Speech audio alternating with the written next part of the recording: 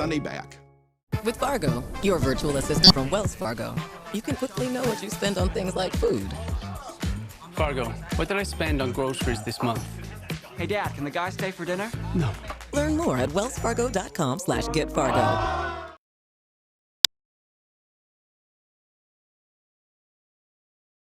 What these heat alerts, when they're going to expire and when we can expect a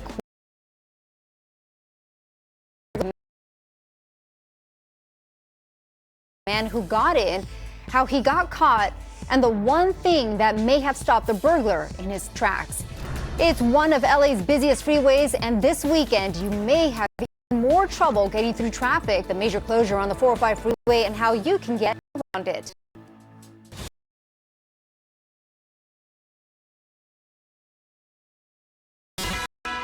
The NBC4 News at 3 starts with breaking news.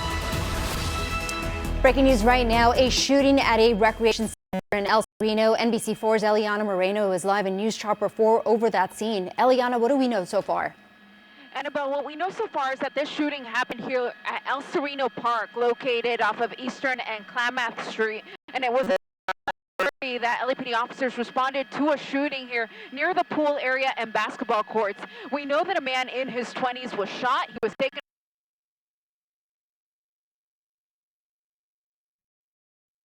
He is also described. Sorry about that, Annabelle, but the suspect also described as a man in his 20s who fled the scene in a silver Toyota. LAPD still looking for that suspect, and at this point, the motive is unknown. That's latest here from El Sereno in News Chopper 4. I'm Eliana Moreno. Annabelle, back to you. All right, Eliana, thank you. On top of that, Southern California, just 15 minutes ago, heat warnings were extended until Sunday for LA and Ventura counties, and of course, all the way down to the coast. We continue to see triple-digit temperatures in some areas, but we are still feeling all of that heat. Meteorologist Shauna Mendiola is here with a look at that forecast. Shauna. It's a sizzler outside, definitely real hot, especially in those valley locations throughout our studio. We're at about 102 here in Universal City. Inland Empire temperatures triple-digit numbers right now with 106 for San Bernardino and Hemet. Into Orange County, we're in the 70s, or actually 80s, 70s for the beaches. That's the only place. And then we've got 90s in downtown LA. So once again, looking at this extreme heat that continues today. And I do want to point out that they have extended these heat alerts. Notice how the coastline of LA County is now under an heat advisory. This is now going to be pushed into Sunday. So expected it to be till Saturday, but now with the heat lingering, I think we're going to see these watches and warnings a little bit longer. The only exception is the Orange County coastline. Otherwise, LA and Ventura County, you are under these heat alerts here for the rest of the weekend. Before we head to your Saturday and Sunday, we're still going to be hot for your weekend. Elevated fire danger continues because of that, so we'll watch for those red flag warnings in place. Humidity and then thunderstorm chances. I'm already picking up on some things here on the radar. So we'll show you that coming up with your 7-day forecast. Annabelle, back to you. All right, dangerous conditions out there. Shauna, thank you so much. The extreme heat isn't keeping people from getting out and staying active. You see those images right there. Runyon Canyon remained a hot spot today. Take a look. News Chopper 4 saw people and their dogs hiking the trail this morning. And this is very telling. You see it there. Even then, water was a big must. Dangerously high heat is today. Say something about that. Yeah. Right. He said earlier we can go early and it wouldn't be that bad, but it's really hot. Away today. That's why we came a little earlier. But yeah, you could tell he's very tired. So. Oh, he's full as of heat warning remain in effect until Sunday. And if you haven't now is a good time to download our NBC LA app. You can get weather alerts sent straight to your home. Developing right now, there's a break in the case of a missing 7-month-old baby. The San Bernardino County Sheriff's Department says Emmanuel Haro's this morning on suspicion of murder. NBC4's live from outside their home in Cabazon, where this investigation continues. Amber, has any of the family members there shown up?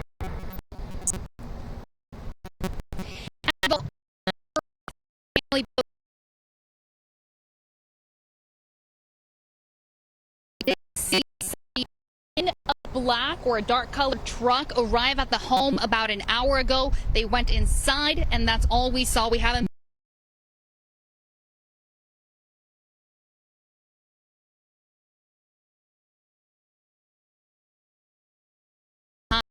So they got here just a few minutes after long. The Sheriff's Department tells us they are still looking for baby Emmanuel. Now, also out here, across the family's attorney, we tried talking to him, but he didn't say much. I don't have any comment. I don't know anything more than you guys know. Any comments on it? I don't have any comments. I don't know what's going on. They were arrested on. I know they were arrested. I said I know what you guys know. I don't have any comment. Do you have anything to say about them? I'm innocent until proven guilty. We'll figure it out when this case starts moving forward. Is not releasing details on the only that the couple is suspected of murder and that their search continues for baby Emmanuel. This comes 8 days after the Idols reported their baby was kidnapped outside a Big Five store in Yucaipa. Soon after, the San Bernardino Sheriff's Department said the parents stopped cooperating with investigators. Earlier this week, we also learned that Jake had a prior child abuse conviction. We were able to obtain court records from 7 years ago that detail his abusive behavior with a 10-month-old baby girl. We tried speaking with the Idols and their attorney multiple times about this, but never heard back.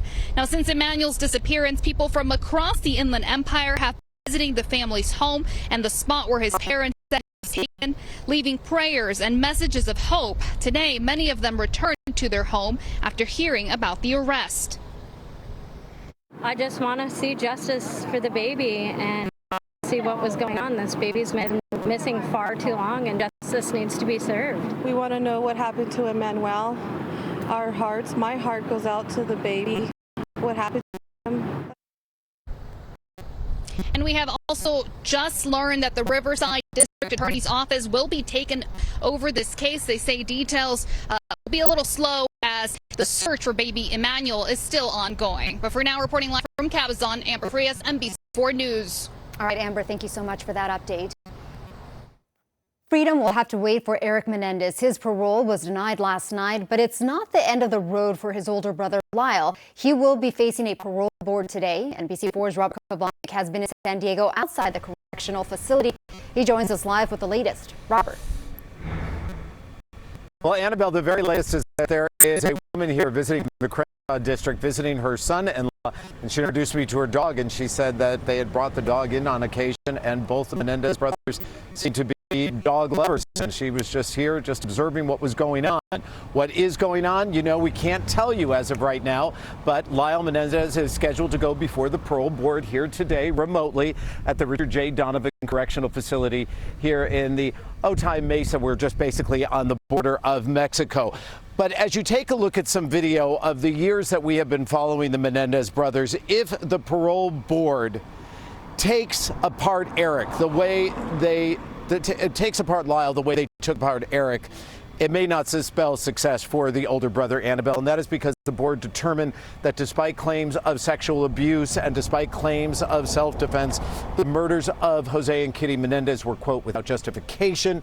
Lyle had testified in his criminal trial that he pulled the trigger at his parents at close range, and yesterday the parole commissioner said to Eric that the manner in which Kitty Menendez was killed was, quote, devoid of human compassion. But even with all of this said, the parole board had said to Eric that the circumstances surrounding the murders of their parents in Beverly Hills in 1989 was not the primary reason that he was denied bail. It was because of the